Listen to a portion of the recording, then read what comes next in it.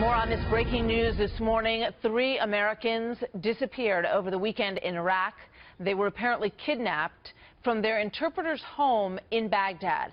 Officially, the State Department is saying that it is aware of reports of missing Americans in Baghdad and is working with Iraqi authorities to locate them and recover them. Obviously, it's got everyone on edge this morning, and Conor Powell is live in our Middle East Bureau. So what do we know about these Americans and what they were doing in Baghdad in the first place, Conor?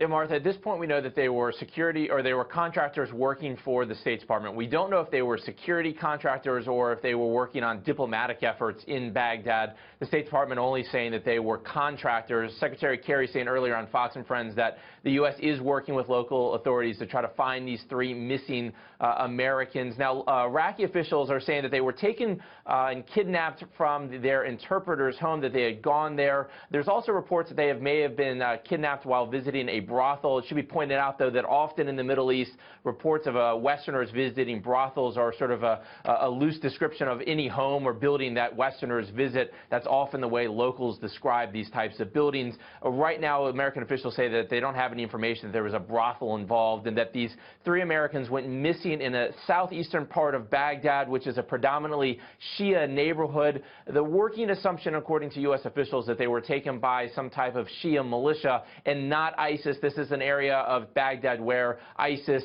Sunni Arabs, would not be particularly welcomed. So American officials are working with Iranian and also Iraqi officials to try to find out if this was some type of Iranian-backed Shia militia. That's what we understand from U.S. officials. The U.S., the State Department, and also the FBI are working and taking the lead to do this, to try to find out where these officials are. And it should be pointed out, Martha, that it's been years since an American has been taken in Baghdad, but violence there has been on the uprise in recent months as Iraq has seen a sort of increase in violence. And in recent weeks and months, we've seen both Turkish and Qatari nationals kidnapped in Baghdad. So kidnapping is something that is on the rise there, in addition to the violence and the fighting that we're also seeing not only in Baghdad but across the entire region. U.S. officials say, Martha, they are working to try to identify who's taken these 3 Americans and get their release, Martha.